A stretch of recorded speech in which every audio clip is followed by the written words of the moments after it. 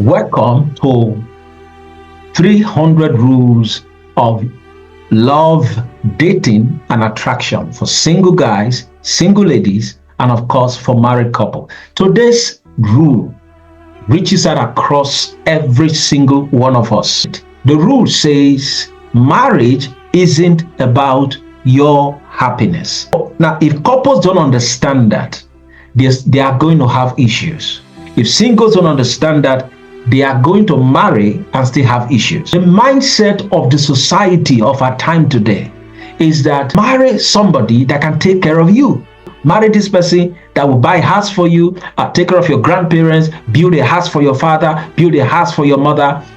I even know of a couple that when they wanted to marry, so finally the girl requested that, okay, it's time to take the relationship to the next level. Come and see my parents. So the guy said, okay, let's go. According to the tradition of the lady, are going to flog this man 40 strokes of the cane. All of them are going to flog him. It is the tradition, it is the law. If you can't do it, you can't marry their daughter.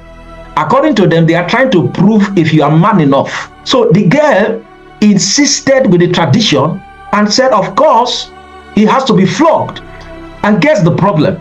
The lady has about 10 uncles. Now all of them are going to flog him. And the guy said he refused. That was how the relationship was cut off. And the guy is a big boy, rich, doing well for himself. Now, what I expected the girl to do was to go and negotiate with the family. Talk with them. But you know what she did? She said no. She had to side with the family, side with tradition. And now our traditions are funny. Some traditions can be extremely very funny. But see what I'm trying to say? The lady stood with the family and said the guy must be flogged. And the guy said never. And he refused, and that was how the relationship died. Look at me. If the girl knew that marriage is not about her happiness, that is also that she's entering into the marriage not to take but to give, her mindset will have changed. The mindset of the culture of our time is that you enter into marriage to get something. But I'm now letting you know that that is not the culture of marriage. It is wrong. Any culture that tells you go and collect, so that is why some bride price are terrible. Some families use bride price to kill a young man that is almost coming up in life. They'll tell you the bride price and what the guy will have to bring this and bring that and bring that. And some ladies don't even care. Build me a house, buy me a car, give me this kind of money. You have to do this for this person. Then you have to drop this kind of money. And some men will start dropping. And that is why I know of a particular family where after the guy did it, that was the end. He took the girl and warned her never to go because to her, he was buying the lady. It looks like that's the mindset they gave her. All of these are wrong. Marriage is a place you go to give. Guys, you go there to love your wife. Women, you go there to submit to your husband. Couples, you go there to, it's not about your happiness, couples. There's a scripture that Jesus said in the Bible. He said, whatever you do, both in word and in deed, he said, do all to the glory of God. So you see, the first attention, the first goal of every marriage is about the glory of God. What God stands to gain in that marriage. That is what I'm coming to pursue. The woman is coming to pursue. Both of us meet in the middle. What is it about? It's about God's glory. All right, let our marriage be about God's glory. So the man is walking, the woman is walking, both people, they are walking, and they are walking towards the glory of God. So that is the goal of every genuine marriage. But if you want to ruin your marriage, guys, go in there and try to make her, I'm the man, submit to me. You will destroy that marriage.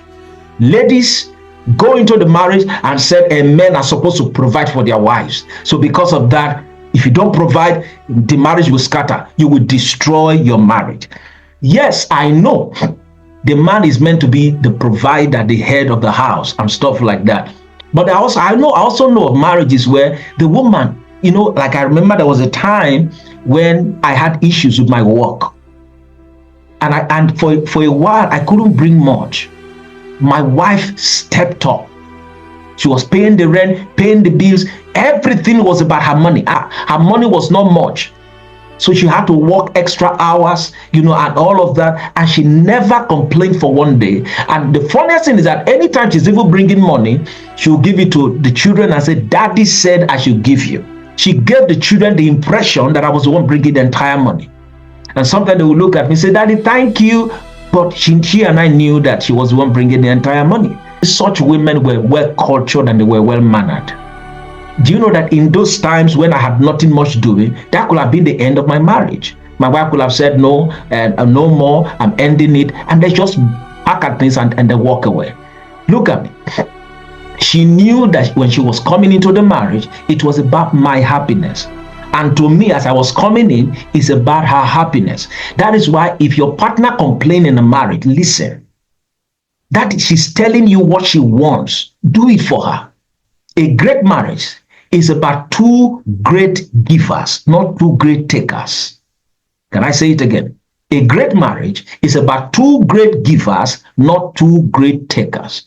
As long as two of you are coming to take, after a while you will destroy yourself. There will be nothing left to take.